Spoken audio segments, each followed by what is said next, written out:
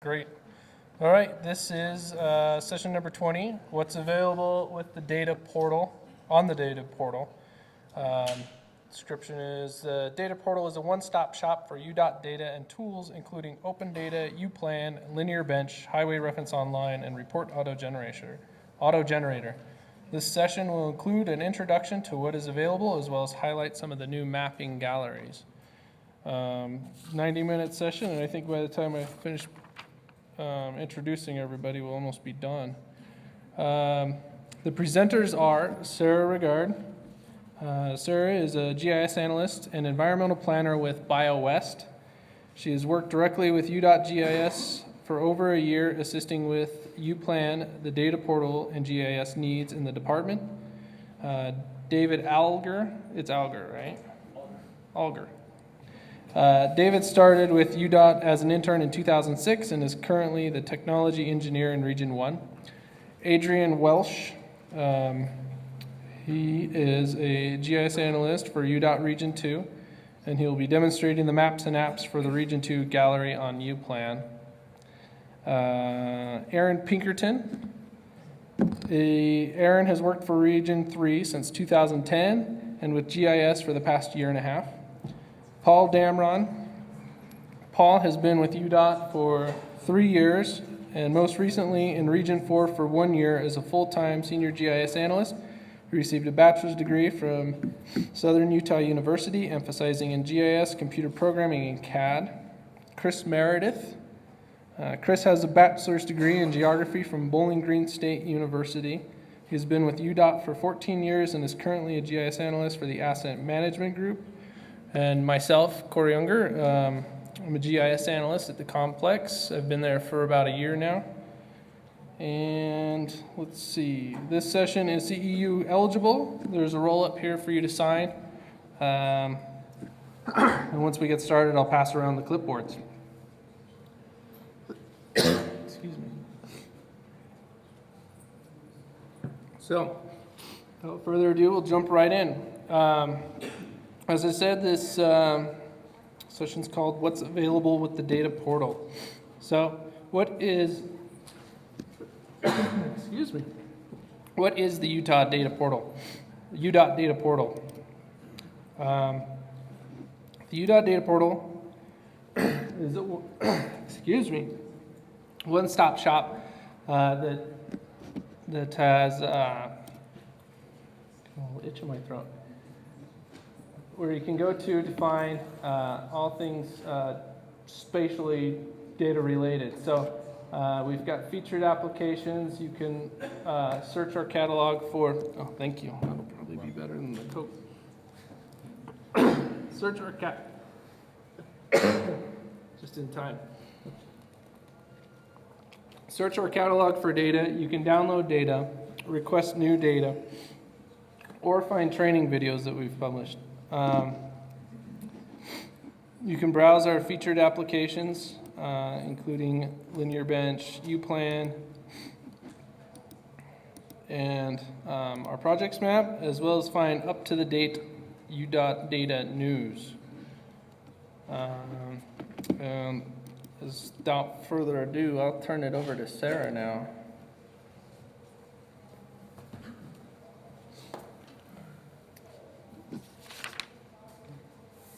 So I'm Sarah. I'm going to be talking about open data and doing a demonstration of how you download data. This site may look familiar. We've had it roughly a year now. We've been using it because it's free with our ArcGIS Online subscription. It offers tabular downloads and filtering right out of the box, so it saved UDOT some development time. And it ties to the REST services that we're using in UPlan. So what you see on UPlan is what you're downloading through open data, so it helps to streamline that process a bit. There are 2 ways to get to open data. If you're on the data portal and you enter a search term here, it's going to instantly bring you over to open data and the search results for what you entered. If you're a UDOT employee and you're logged into the data portal, it's going to take you to the old interface and only show you the private layers that are available to you as a UDOT employee. So keep in mind, if you're looking for a public data sets, don't log into the portal. and it'll bring you over. So this interface is open data here. There's a few ways to search. You can use the search bar up top, or you can use any of the groupings along here.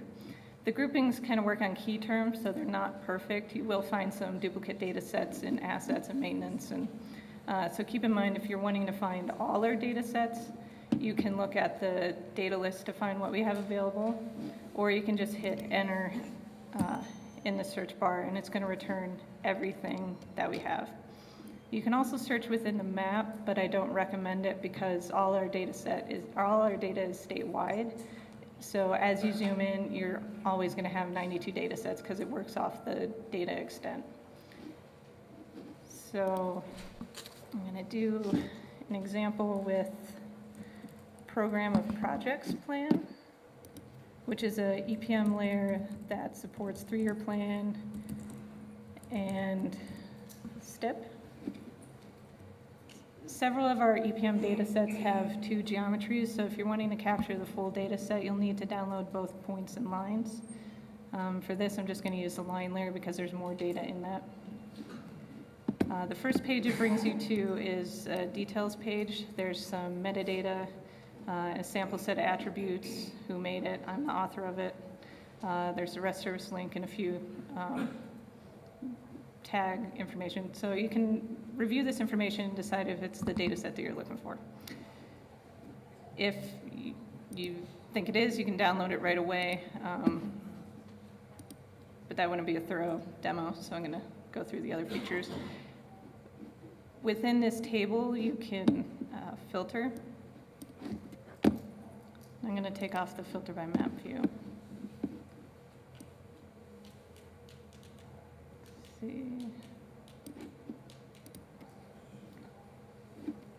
So some of our fields have quite a few attributes. If they have a lot of attributes, you'll have to manually type in what you want. Otherwise, it'll bring up some radio buttons with some options.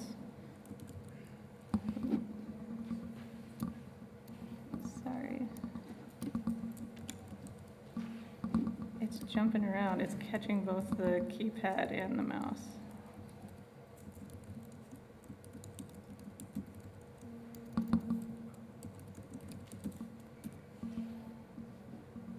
So I'm going to search just on Transportation Investment Fund projects.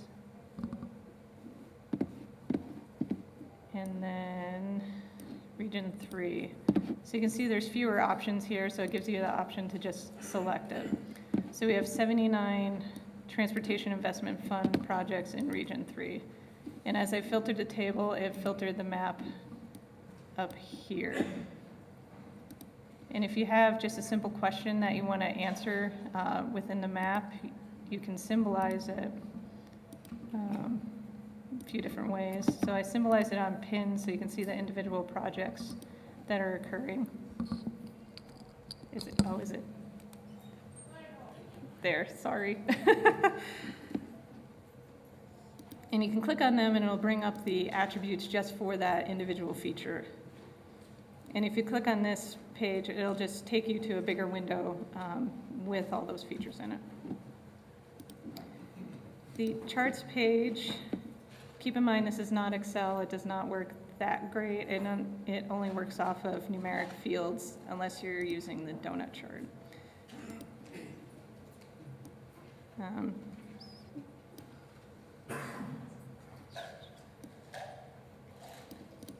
So you can make a quick little chart. So I have this aggregated on planned construction year and then project value. So as you can see, the majority of the projects in the data are projected out to 2040, with quite a few less for the previous years. You can embed the chart if you like. It'll give you the HTML to do so.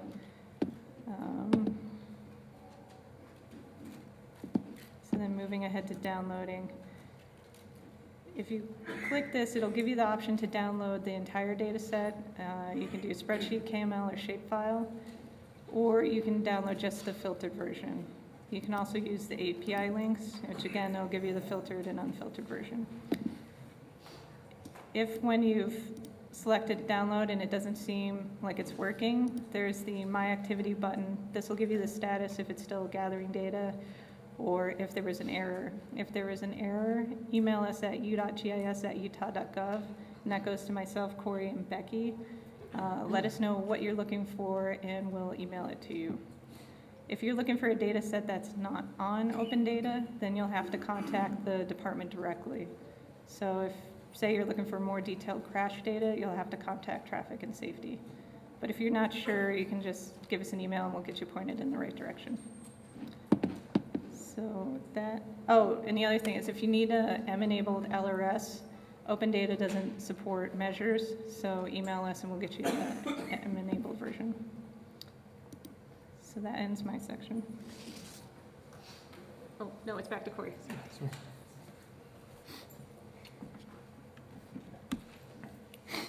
I forgot to mention during my coughing fit that I'd like to encourage you all to go onto the Whova app and like our presentation, preferably now before you see the rest of it.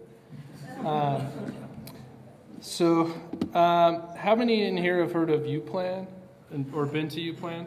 So this will be fairly redundant for most of you, but for those who haven't, I'm just going to give a quick overview of essentially UPlan in our front page here. There are several ways to find data on UPlan. You can use the featured maps, what do you call this? Ribbon.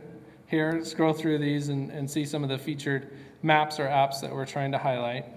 It says right there, ribbon. You can look through the galleries up here at the top. Got my laser pointer. Scroll through the various galleries that we've put together.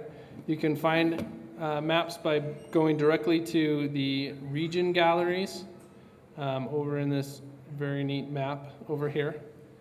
Or you can search for data here on the search bar. And in the search bar, you can filter either looking for maps, layers, apps, tools, or files or groups. That's the overview for that. And now I'll turn it over to David.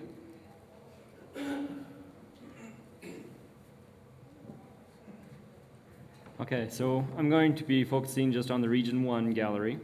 As was noted, you could access this by clicking on the Region 1, which is the top of the state, on the UPlan front page, homepage. And so just kind of an overview of the gallery. We have some maps and apps and services. For now, there are maps and apps.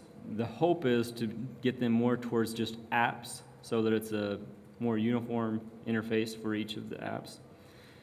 And then one thing that has just been added, or two things, is the tips and tricks one here, which is just linked to a Google Sheet. So if anybody has any tips or tricks they want to share, I'm going to continue to try to update this. Internet's running slow, isn't it?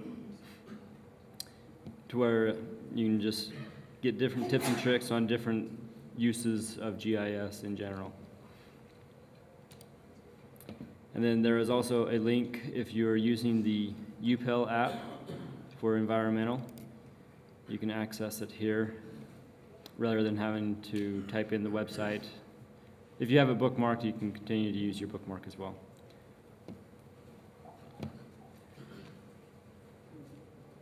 It is running slow, isn't it? But, and if you're environmental, you kind of know about the UPel app, I'm sure, already. Yeah. Do you know when that presentation is for UPel? There's a presentation on Thursday. Thursday? At 10. For more detail on that. And so let's look at just this traffic and safety app for an example.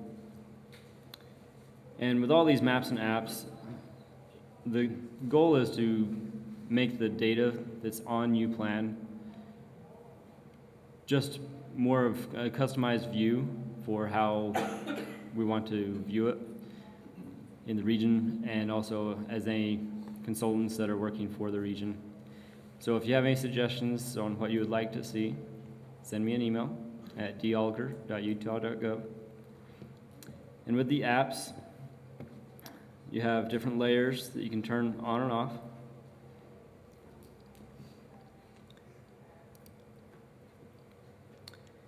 And if you are used to the maps, sometimes you'd have to click on the names to get down into the sublayers. And the purpose of the apps is to make it to where you can more easily see what information is on there. There is also the legend tool here, and you can print off some maps if you would like to do so. And by default, it's a PDF, but there are other options available. And then there's also the draw tool on the apps where you can draw different things. If you're wanting to just get a presentation together, you can then print it as a PDF and send it to your group. As well as the measuring tool, which if you use the measuring tools in most of the maps, you'll notice that the default is normally in metric. The advantage of the app is that you can actually change the default measurement to feet, but then allow users to choose other measurements if they would like to have different information. And you can also do it in the 3 different areas.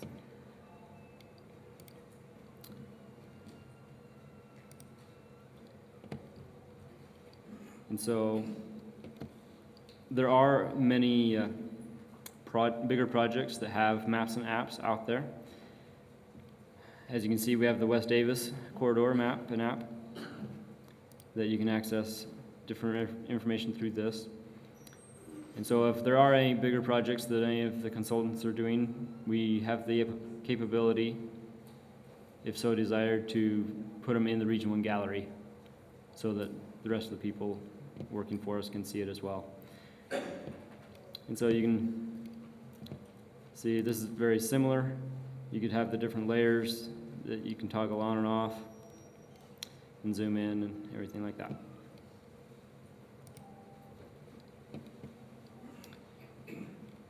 And are there any questions on what is on here?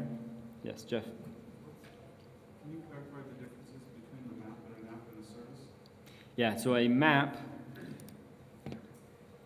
is from Esri, and so it has the data, which would be a service, located on it.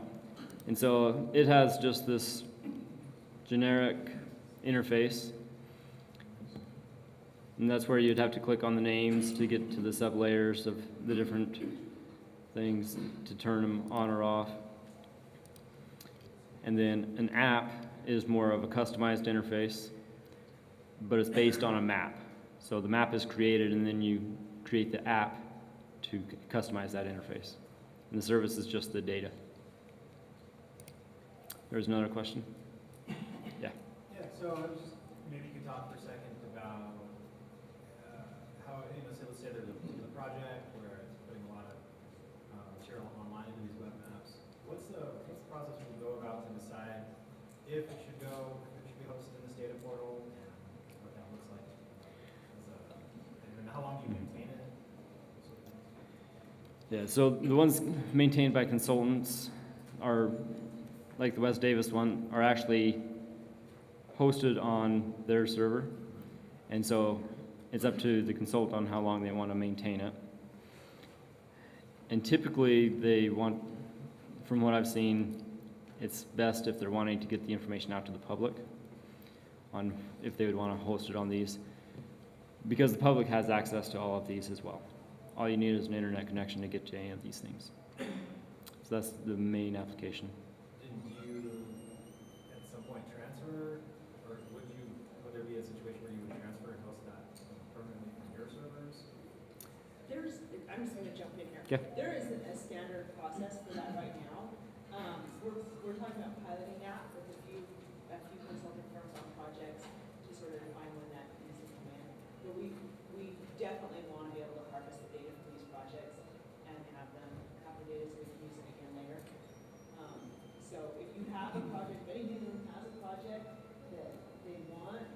connected through here, let one of us know. You can either talk to Region or just email u.gis and we'll work with you.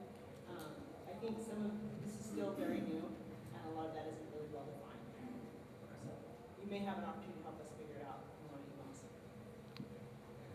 So you can be a pioneer in the field. Any other questions? Okay, I will turn it over to Aaron.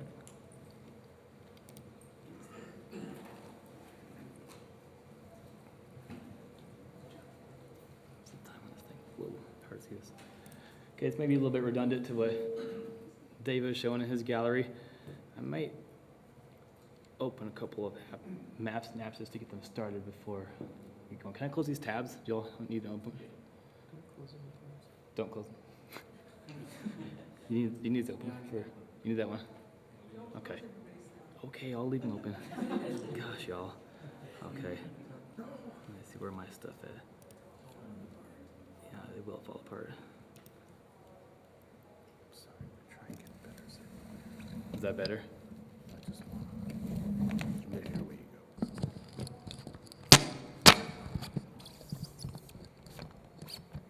Can you hear me better now? I need to talk louder? Okay, Savannah. Okay, so I'm glad you asked the question about the difference between maps and apps and services.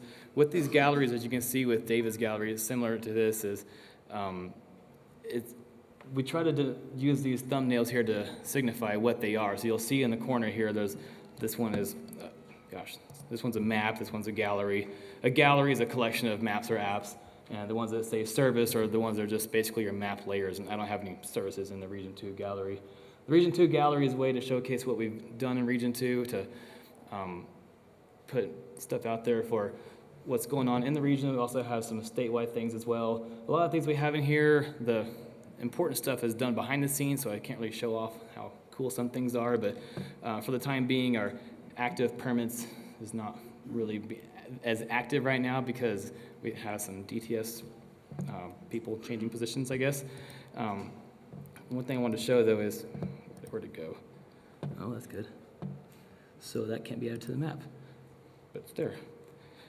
With this permits layer, I'm working with Tony Lau on permits, and he's generating a spreadsheet using a back-end database to gather just the active encroachments and the manhole covers, and I've written a script that each week it'll take this data and just update this map each week, so it should be live for the last week.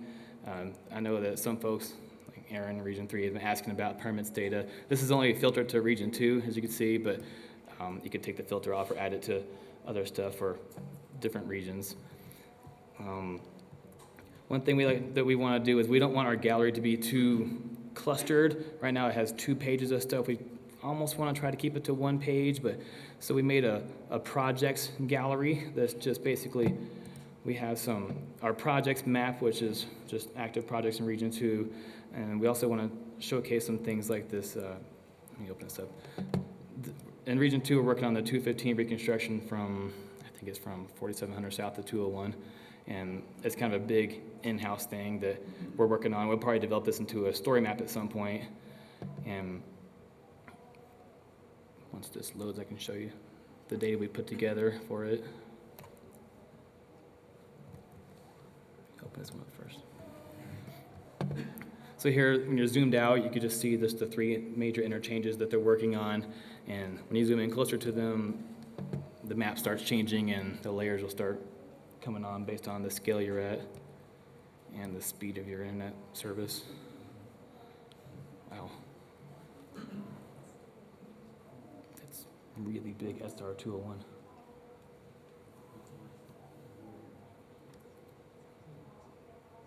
Oh, there's some of it right there, but kind of going off of your model, Paul, but some people want to change the bridges to blue for some reason.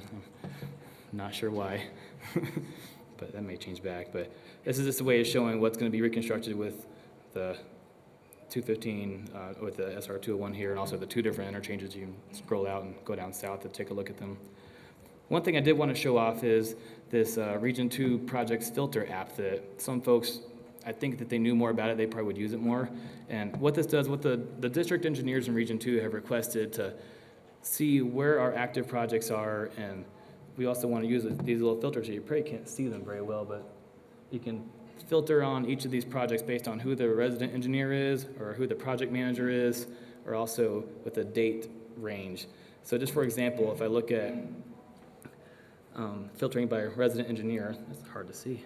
If I click on this button here, this is a live data link to our layer that's coming every day. It's updated live from EPM. And when I click on this drop-down list here, it gives me anything that's ever been put into the blank for a resident engineer. So you can see there's a little bit of quality control issues we can probably address. Some people are listed 5 different times with misspelling of their names, or they put their first name first and last name second, things like that. But just an example of how this would look. This is hard to see. But I want to see everything that Marwan is working on right now. If I click on his name and click apply, it zooms me way out here. You can see there's 32 different projects that he's listed for. Each one has a little brief description. So some of them are in scoping, some of them are being closed out, so he's still listed there. But it also highlights them in blue if I want to zoom into certain areas to see the projects that he's working on and things like that. But the real important thing that they wanted to use this for, that I haven't really shown this to them yet, is they want to see where projects do not have an engineer assigned and who should be assigned to that. And what I've done here is, let me turn off the cities layer so it looks a little cleaner. If I click on this back here, go back to the options and clear the results here. What I want to do is take a look at anything that is unassigned, and I can add this as an operational layer. What that means is it's its own separate layer, so I can just have it turned on and hit apply. And right now I can see there are 204 projects that do not have a person assigned to them. Some of them are in scoping. You can see some are in STIP mode, some are being closed out, so I'm not sure what that means per se, but let me turn off the projects here, and you can kind of see just my blue layers here, that these projects here do not have an engineer assigned. And what I've done with the help of Sarah and with Ed, we've made some polygons showing the different shed boundaries. And so if I want to see where Marwan's shed boundaries are, I click this on, and anything in red is what he has. I don't want to use the word jurisdiction, but this is the different sheds that he works with. So just graphically or visually looking at this, I can see these projects right here likely could be assigned to him. However, some of these resident engineers overlap boundaries. And so if I look at Sean Lambert's here, his blue ones over here and on this one over here also overlap. So maybe either of those two guys could be assigned to this. So this could be a useful planning tool for our district engineers to see where they need to assign the resident engineers to help with construction projects. And I can look at the other engineers as well. There's more overlap here and so on and so forth. And one more map I wanted to focus on. There's a talk going on in room 200 right now that's focusing on this right now that I'm supposed to be in, but oops, I'm here. This is the Region 2 Maintenance MP3 Map Tool. They used to call it the 3-year plan. I guess that was too generic or too used. And these are maintenance projects that aren't assigned project numbers and things like that. They're kind of smaller things like painting, striping, fencing, and things like that. And what this is, it's just a simple map that's put together from a spreadsheet collected from all the 15 sheds in Region 2. We consolidate the spreadsheet and update this map every time the spreadsheet updates. And so they can look at their individual sheds and see what kind of projects they have going on, like a structures project that's going to cost $171,000 and things like that. But are there any questions about the Region 2 gallery that y'all have? Yes? Who's managing those individual spreadsheets? The individual spreadsheets, I believe, are managed by the shed foreman. Yeah, and there's a rotational engineer in maintenance that runs a macro on his master spreadsheet that consolidates all the 15 spreadsheets together. And I think he applies a little bit of quality control to it to make sure it's not something in the wrong place or something too crazy. But, yeah. Do you differentiate active projects or planned projects on those spreadsheets? Not that I know of. These are just planned. They're just planned to be in the next 3 years that they need to be taken care of when they have the time to take care of them. I'm not fully aware of what goes on involved with the maintenance the maintenance sheds. Yes? Some of the tools that you created, the apps with active permits and with the assignments for the resident engineer, Uh-huh. would that be easily applied to other regions? Yeah, it can be. It's a pretty simple process, really. All I'm using here in this map is this. This is our new projects layer. Everything is listed as a line instead of a line or a point, so it's just easier to have one geometry. And I just have it filtered to region 2. But if I wanted to make this map for region 3 or something, I can just filter it to region 3 and add this kind of data here, where this thing pulls from any resident engineer. So you'll see a list of all the resident engineers, all of UDOT, and so it's not really focusing on region 2. But yeah, it can be applied to really anywhere. That's a good question. Any other questions? Okay, Aaron, up to you. Before I get into mine, I want to continue on what Adrian was saying a little bit. When we go, see if we have a map. Do we have any maps pulled up? I guess we don't.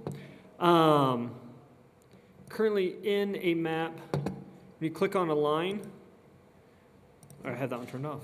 Go figure. You can have all the data points. Here we go. So this one has a description of all different information in it. Whenever you click on a line, as far as Adrian was saying, filtering to region 2 versus 3, we can filter by any of this information. And often we have more information than what we display. We can pull things from EPM, from OMS. So we have a lot of flexibility. As you see, we're each of the region that's been doing things slightly different. So you see things, feel free to come to one of us with ideas or questions, because that's generally where we get the idea for how to create more maps, how to push the limits. Esri has a lot of flexibility, and we're just scratching the surface, figuring out how we want to apply it to our projects. So I'm going to go ahead and start with our gallery. Another comment that was mentioned earlier was ownership. And Uinta Basin, this was a study that was done a couple of years ago. And so we asked for the complete study to be electronic. So the whole entire study is wrapped up in several various different maps. Some of them we do have a couple documents that aren't PDFs. And within the maps, they just have a lot of different information. I'll show some of that in one of my story maps. Lately, within Region 3, we try and look at things a little bit different. Instead of looking by project, looking at a corridor. And two of the major corridor study maps we've done recently is I-15 and US 40. And those are two I want to kind of touch in a little more detail of what we're looking at. So we started with kind of a rough overview, just some of the economic growth. Depending on what format, the aspect ratio of your screens, you'll see some of them will show up with, and this is pulling in the app mode, so in your mobile devices versus a desktop computer. In these, you can either swipe across to see the next one, or choose up here to click through. And as you get through, we're looking at different, just kind of has an overview of the whole I-15, looking at different things on it. Funded projects. And then if you went to the morning session, or heard Carlos speak, the whole swipe to see future development. So it kind of really paints the picture of what is coming, how it affects business. You show all the different businesses, how the road will look, how it will imply, how it will change in the upcoming years. Help plan for the future. Like always, we did the same kind of thing for studies. A lot of this is repetitive, and we inputted videos to get people's opinions. Both the US 40 and I-15, we've added on the bottom just a feedback. Goes to a Google Doc that a couple of us are notified when information is put in, so we can tailor it to what needs to be done, what needs to be changed, how we can improve it in the future, so we're always progressing. And then the 40 is very similar. We went and spoke with people from US 40, from the commissioner and mayor of US 40, or not US 40, but that area, to really get understanding of why it was important to them. So we can use this to really tell the public the purpose. A lot of this information in the US 40 corridor was taken from the Uinta Basin study as well, and then pretty much cleaned up to become more user-friendly. So it was making it convenient for people to view, to use. A couple things, how to utilize it. These are all links to the different sections. You can always click through the buttons, take it back up. If you request a map from one of us, there's a lot of flexibility that can be simply tailored and added in there. When Adrian was showing the filters, could add a filter for a drop-down for region, the RE. Those are all custom things that can be created. Likewise, the swipe feature, this little button here, it was added. So pretty much to explain going back to the services maps, I created a map with these layers on it and then converted it to an app to add this little feature. So that's the only difference between the map and the app version of this one is its usability, what features it has available. Going back to the 40, we can add links to outside sources. So this bumps you back out to back to the Uinta Basin's full study to help people tie the whole document together if they want to know more, because right now we have it filtered just for US 40. We took all the accidents and tried figuring out, okay, how do we display this data better? Currently, it was just a lot of heavy points, took a long time to load, and it wasn't telling the story we really needed to. It wasn't useful. So we went ahead and converted it to what's called a heat map to kind of pinpoint where the areas of large concern. I don't want to waste your time by going through a bunch of things, but everything can be clicked on to make larger, so you can see things better for the public. And going back, once again, so we have all the pop-ups, information, should be popping up. There you go. And we can customize what is information that's in here. So that's, are there any questions for me? Please. So it looks like you're able to put a lot of different types of media, videos. I'm curious, you guys showed 215 improvement study where you could see the lanes, configuration, that sort of thing. So is that, then in the swipe one you showed just a minute ago had land use points. Are those GIS layers or are those from CAD or? Yes. So pretty much what we do is we take a CAD file and take the shape file from it, convert it, and put it in as a shape file. So we convert it to a GIS file from CAD lines. I guess it's our current funded projects. I mean, that's just nice because there's these other formats where people are working in, right?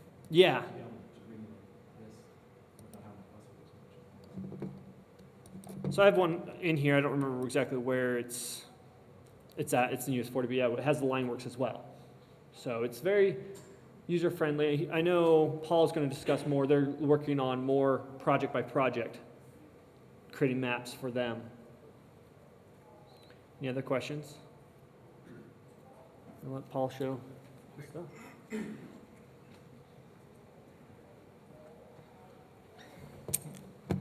Hi, my name is Paul. I'm with Region 4.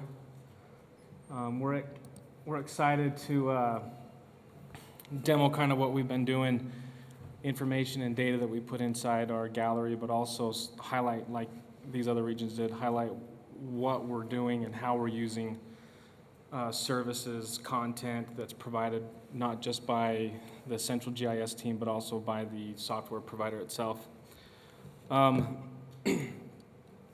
So it looks like everybody else's gallery, right? We're all dumping content that pertains to, you know, our region, what's most important for us, who's our intended party, or, you know, we've been talking about this Hilldale story map.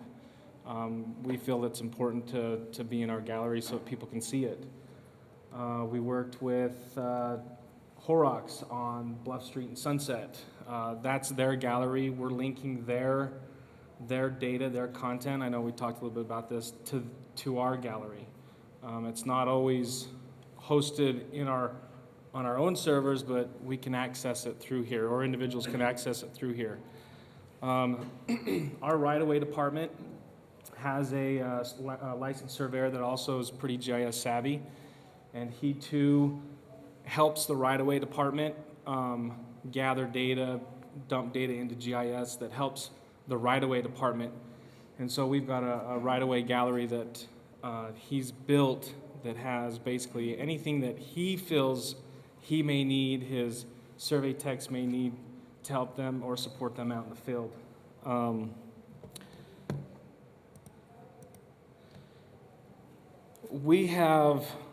We've been, so in July, the software provider has this big conference, and I've been going for quite a while now, and they've rolled out these story maps that everybody's been talking about. This presentation was built, Corey built it for us, using Esri's story maps. And when I got back, I showed my pre-construction engineer and said, hey, look, this is a tool that we might be able to use, and right away we utilized it. I think I did 4 story maps for different corridor studies, or not necessarily studies, but maybe presentations that our leadership group wanted to interact with maps more than just a PowerPoint presentation. And so we've adopted the story maps in Region 4. I'm going to kind of talk about this life cycle of a project, and it starts here at these corridor studies. I don't do the studies. We've got individuals that do the studies. I just put the GIS data together. But what we're essentially doing is a consultant or in-house, we're saying, okay, between this milepost and this milepost, this needs to happen. Is everybody familiar with corridor studies? Nod your head yes or no. Well, we can help you understand what they really are, but they're basically breaking down these corridors that could range for miles and miles or just a short section, and giving us their opinion based off of a professional opinion of what should be done. And so we're using story maps. We're allowing the consultant to build these story maps for that corridor. Aaron with Region 3 did it with US 40, did a really good job with that, and we kind of adopted it and just said, here you go. Here's the tools. We want you to go for it. We want you to do it. And I think we were pretty successful. We had Lochner do this SR9 corridor study. Becky mentioned we're still kind of figuring out what the best route this is, but Lochner is hosting this story map internally, and we're just capturing the URL and displaying it within our own gallery. We've got some ideas that we're going to bring to them or with the GIS, Central GIS group, and say, hey, I think these are the pros and cons of how we've done things and stuff. And but it's nice. It allows the user to go through and just say, okay, well, what Virgin Flats, westbound passing lane, well, what are they going to do there? You can zoom in, you can click on. I mean, same thing that all of these other GIS analysts have been showing us. You can get the metadata from a single line. And I think that's one important key factor about GIS is we can not necessarily just tell the story, but we can add data and data and data to GIS. And it really has helped in public settings. Another story map that we built was this in Hurricane SR9 again on Main Street. We had a designer build this one. I gathered the GIS content for him. I gave it to him and said, okay, go ahead and build your story map. Because I don't know what the designer or the project manager needs to say. I can make it look pretty, but we need involvement and that transparency across not only our designers, but also the consultants to say, hey, look, this is what we think. These are our recommendations. And I mean, he built a really good story map. Went to a public hearing, gave the link to the city office. It's on Hurricane's website right now. People can go look at it. The public can give public comments. It really is a nice tool. GIS is a nice tool to get that information out there. Another one, a big project, is the Bluff Street project. So we've got a project, Boulevard, St. George Boulevard and Bluff Street, and then also Sunset Boulevard and Bluff Street. I don't know how many blocks are between them, but they're essentially north and south on Bluff Street themselves. And this was the first one we built, but it allows us to be transparent. It allows us to get that information across to the people that need to see it, for one, and hear it, but then also make those decisions. I can help support, build the data, but the decisions are the leadership group, those people that are out there talking to the public.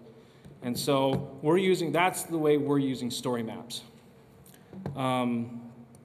We're also taking, kind of remember the story maps, I'm gonna bring that life cycle back to this. We're also taking, and we have been for the last, I'd say, year and a half, 2 years, I haven't been keeping track, but taking all design data, CAD design data, and dumping it into GIS. Any major reconstruction we're bringing into GIS. It hasn't been simple. We've hit a lot of roadblocks. We've worked around them. My designers have been very patient with me to say, hey, look, your data's not working. Can you tell me why? And they say, it works for us, type of thing. It's this, we're working together, we're collaborating together, and it's been really, really good. We're developing, I'll just zoom into some of these areas so you can see, but we're developing standards. Not all of the styles that we're using is that of CAD standard styles. It has been asked, or a task for me to get that done. I'm working on it, Becky. But we're taking this data, I mean, very, very intuitive data, at the public. The public can look at. I've said that before. I mean, we're just giving the information out to the public to look at. Those people, I've always said throughout my whole career in GIS is a tool to allow those that make those critical decisions to make it happen. And that's what we're doing. To touch back on the design data, I'm working with Bob Peterson and Becky, trying to get a tool to dump the data from MicroStation right to GIS and seamlessly do it. We've worked with it. We've developed the tool that works in MicroStation. I'm now developing that tool inside GIS. Can't remember who in my region or someone said it's like hitting the easy button. It really will be. I mean, some of these projects take me, especially on these ones, permissive left, rights when they're displayed, all the dash data, the different sizes of stop bars or 4-inch white line, all that type of stuff. It's been difficult bringing that metadata from MicroStation into GIS, and we're way beyond getting that done than we have been in the last year. And so our intent, we've got a little committee together, is to push that out to the consultants. Let them work with their data. Give us the GIS deliverable. And, it allows their GIS team or their designers we'll provide the tool if you help us and provide us the data. One other thing I wanted to touch on with the design is we're working on, so like I said, every reconstruct, we're taking that design data and dumping it into GIS. we've taken this story map, this storyboard idea, and we're breaking it down into a project now. We're taking this life cycle of the corridor study, and now we're just taking a little chunk of it out, and we're looking at just what's being designed at the time. And so one of the designers in our region, Sam Grimshaw, he's working on this design, and he is the owner of this this design life cycle application. And it really is an application. It allows him to go into his milestone meetings with this application and say, okay, here I am with my design. He's not bringing in a stack of 11 by 17s and saying, okay, this is what we're going to look at, this black and white piece of paper. We're going to get into this application. We're going to look at the information. So every milestone, there's the geometry review, plan in hand, PS&E, and final. And we're dumping data, CAD data, at each of those milestones. It's not just a one time and we're done. We want to be able to tell this story of this project from start to finish. And it's not for just us internal. We're doing it for you guys. We're doing it for the public, for everybody to look at. And so this life cycle application, design life cycle application, is a tool that the designer is going to own, and he's going to take ownership of it and say, okay, here's my information, guys. Let's go to this milestone meeting. Let's pan around. Let's look at this information. Cut and fill lines. Let's see what those look like. He was able to add some of this information, some other data on top of this map himself. There's a tab for that. He can go in there, and it's called the design issue resolution. So he can go in here and say, okay, guys, here's our issues we've got. Let's break these down and look at them. And as they break them down and resolve them, he can either get rid of them on the map or change them a different color and say these have been resolved already. One big one that I like to point out is there is a cattle guard right here. It's an older cattle guard. We've got to preserve it. It's just got to stay in there. But at our current, and this is getting way beyond me in design stuff. I don't design, but this fill line is going to cover that up. So now they've got to resolve this issue. What do we do? And so he took a picture. This is a picture of the cattle guard right now. And through his milestone meetings, he said, well, what if we just took that cattle guard and we put it down the road, that dirt road a little bit? Would that resolve our issues with this? There's a fence line they had to deal with, and then that fill line. And it satisfied the requirement to move that. And again, he just showed it in this application. We're also 60% the plan in hand is completed. I've got it in my email right now to convert the data, and once that's converted, I'll let him know. He'll go in and plug it into this application. It'll be there, and in 2 weeks he'll have his milestone meeting, and all the partners, players of that project will come in and they'll open this up and say, okay, where are we at? This allows them to go back and forth. Well, what did our 30% look like at milepost 11?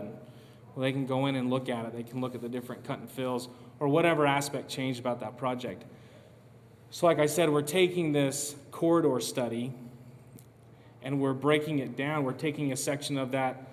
Let's say there was a 5-mile funded project. We're taking that 5 miles out. We're building these types of story maps, and then we're putting it right back into that corridor study and saying, okay, here's what we ended up doing on this. I mean, because those life cycles, the corridor studies could range for I don't know how long.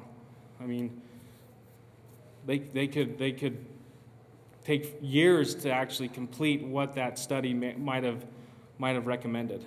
And so those are just some of the things that we have inside of our gallery. Those are some of the things we've been working on. One other application that we've been playing around with, and I looked at this at that conference in the summer again, is dashboards.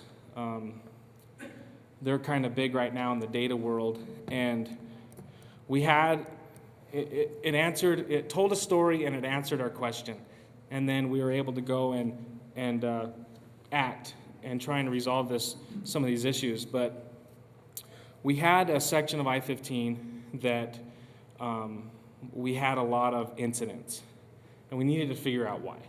We had a lot, so then we pulled that incident data out and said, okay, let's look at wet conditions, let's look at the snowy conditions, slush. In some of these places up to the north, it is icy. So we looked at all that, and I wanted to give a product or a tool to the transportation team, the leadership team, because they're the ones that needed to make the decision on what did we need to do to resolve some of these issues. So just a couple of real quick tools that are embedded inside this application is you can add layers to it, help stack layers on top of each other. You can filter the data. They're set up pre-filtered. As you noticed when I filtered this data, this column here changed. Let's say we wanted to look at this incident on milepost 10. You click on it and the metadata shows up. You can figure out inside the list detail, it was in December. On December 3rd, it was icy conditions. And then on the bar chart, you can see overall that year, where was I at? Icy conditions was that a 7? 7 incidents that year. And so it allows someone to go in and look at the data, look at the metadata in a usable format. We overlaid some of these higher area, concentrated areas where we had maybe some fatalities or I don't know the different breakdown, level 4 and level 5 incidents. We needed to figure out, well, why? Well, we pulled Manly data, and we looked at our surveyor did some of the data mining, and we looked at some of the cross slopes. Well, what do our cross slopes look like in this area? Well, we're identifying them not to be really good. I can't remember the color coding, but red meant it didn't meet our standards. And so that was a place that they flagged. They were able to go out and do some terrestrial scanning and figure out more in depth what really is going on in that area. And we sat in a meeting, we used this tool and was able to, it was slick. We had the data we needed. We were able to get to where we needed to go, and it really streamlined the process. Does anybody have any questions? I guess I'm done for now. Got 5 minutes left. Yeah? You mentioned that Inheritance, if the public is giving you feedback, are they giving you feedback through the app? No. Okay. No. It would be to the PM or the resident engineer. Any other questions? Not yet. We could build a script that does that. We did have one app that collected feedback that a consultant made for long-range plan. So it is something that we can do. Well, thanks.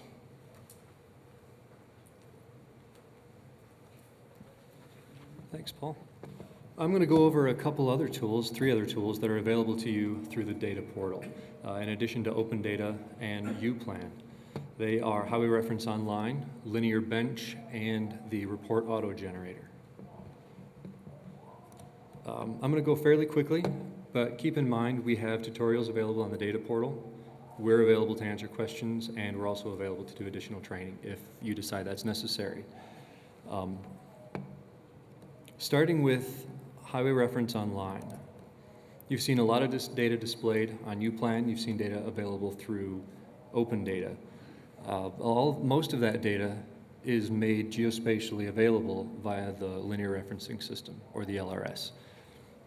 And what that is that is us taking a geographic line and associating measures with that.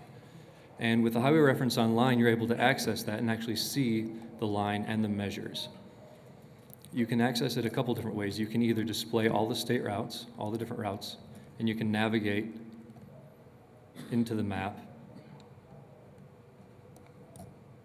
and click on a line. That will enable the table at the bottom of the screen, which has all the different features that were run on that route. You can download this to a spreadsheet, or you can look at it here. Using these points, we calibrate our linear referencing system, and that's how we're able to geospatially locate a lot of data. If you don't know where a route is located, you can access it through a drop-down. If you know what county it is in, you can filter it by county and then further filter it by a route. So you can see that in Box Elder County, we have these routes available, and I'll pick on SR 38, and it zooms to 38. And here are the features that are collected along that road. If you hover over a point, in the bottom left-hand side of the map, you can see what that feature is and where. So you got 0.908 and milepost 2, so you can see where those features are on the road.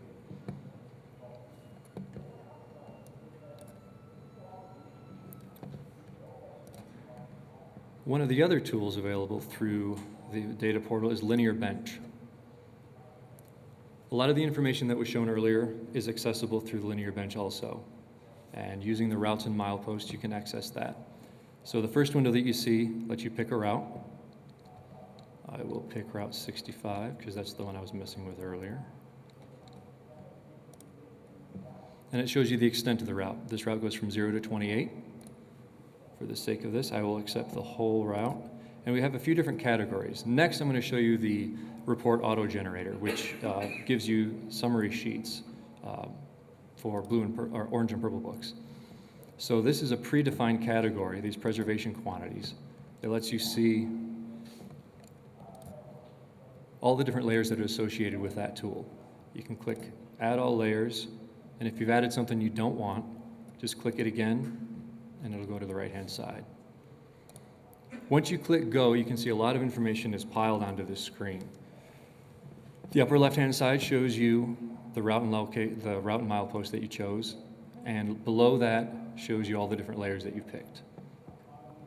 In the main screen, it shows you an instance of all of those different assets. So you can see here are the barriers, bridge locations, pavement striping. There are no rumble strips in that section, sign faces, and so on.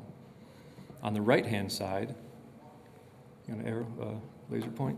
You can see that as you move right to left on the linear bench, you can see on the map, the little cursor, thank you. You can see the cursors moving along on the map, so you can see where you're looking. In the bottom is a table that, again, shows you all the information associated with that. That's enough for now, thank you. Thanks. Similar to how UPlan functions, you can click on a feature and access a pop-up. So there's two barriers in this location. I'll click the top one, and it gives you the information associated with that barrier. For those of you who are familiar with RoadView Explorer, I'm going to try this, going on a limb here with the way the internet's working. You can actually jump to that feature. So this is a barrier. I'm going to go to RoadView Explorer. This is Java, so I'm going to allow Java to run. It's going to tell me that it needs some more permission probably. No, it ran to it. So you can see right here is the barrier. It takes you right to the start of that barrier. You can do that with most of the layers accessible through Linear Bench. It gives you a picture of that. And also, I should point out, in the bottom part of the screen, it tells you the date of that picture.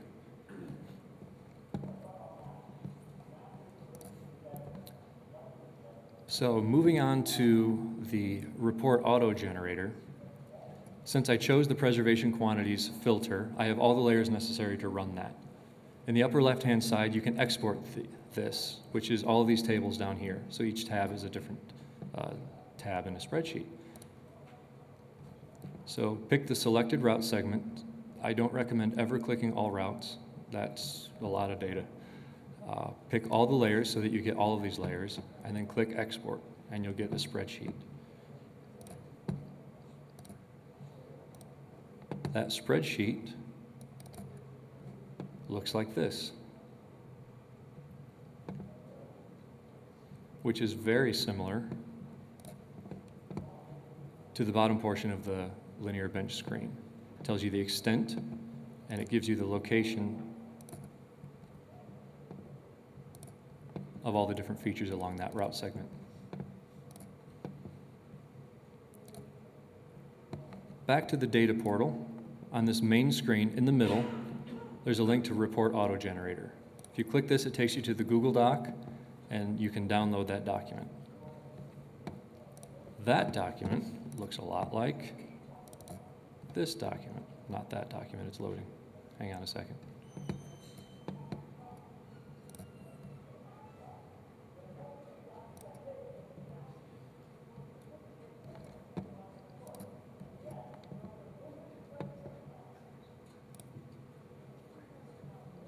Well, all the times I tried this, I never thought Excel would break the presentation. There we go. So make sure content is enabled, as you would do. And if you click Generate Orange and Purple Book, it asks you for the PIN. This is simply what the resulting spreadsheet will be called. I'm going to be unique and call it that. And you hit OK, and it's going to ask you a series of questions. I'm not a pavement engineer, so if there are any pavement engineers in here, do not gasp in horror at the options I pick. It's going to start by asking if I want all of the guardrail or just the substandard guardrail. I'll pick all the guardrail. What region is this project in? I'll pick region 2.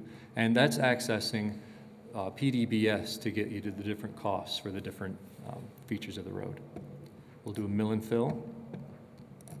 I'm just going to, like I said, go through and pick these options because it's my presentation and I'm going to. So I don't know if that made any sense at all, what I clicked, but I'm going to submit that. And again, trying to give you an idea of what is available, what it can do, not necessarily have you memorize exactly what I'm doing. So here's your concept report. Everything in orange you can change. So if you know that the traffic control is going to cost a little bit more, you can change this number and it will change all the estimates. So you can see what would have taken maybe weeks, maybe a few months, you can do in about 5 minutes. This is not the be all and end all. This does not mean you're done. This does not mean that this is 100% correct. This gives you a very good starting point without having to step a foot outside of the office. It gives you information about the barriers. It tells you what kind it is. It gives you the end section. It gives you a safety checklist, information on surfacing, pavement markings,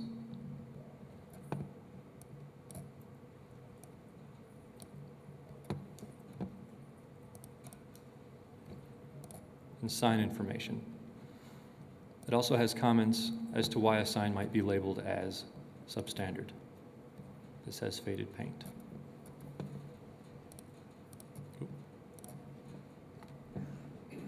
So that was a very quick overview of a few additional tools that are available to you through Open Data. With that, or through the data portal, I'm sorry, in addition to Open Data. Sorry for stepping on Sarah's toes. With that, any questions for me or anybody else? That's the end of the talking portion. Yes? Who enters the data? It comes from the various source systems. So if it's the asset data, the Manley collection that was mentioned earlier, it's housed on SDE. It will be soon housed in OMS, hopefully. Some comes from EPM, Pontus, all the various source systems.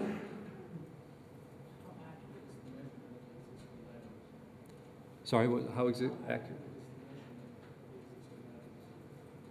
It's within a few inches.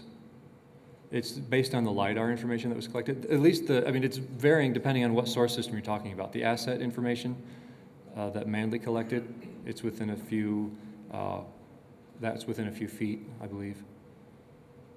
Is that what you're asking? Okay. Any other questions? For anybody? Any of us? Okay. I got one question. Maybe you mentioned this earlier. What sort of defines what's public facing versus what's sort of kept in the house? We try to have everything. make it easier. We try to have everything public facing. Everything that we've shown is all public. I don't think anybody showed anything that they had to log in for. So. Did you want to add to that, Becky? Just that we have very few things that are private. We have very few layers. Almost everything is public. I just kind of wanted to add to kind of part of what Paul was saying and was mentioned earlier. If you heard Carlos's keynote, you heard him talk about story maps as a way that we can communicate data. And I just wanted to point out again that our presentation here was based off a story map. And you also saw story maps that were embedded within this one. So they're a powerful tool that I think you'll be seeing a lot more of in the future. And once again, go on Whova and like our presentation and leave any feedback. And any other questions? All right. See, all the more reason to like our presentation. We ended 20 minutes early. Enjoy your evening.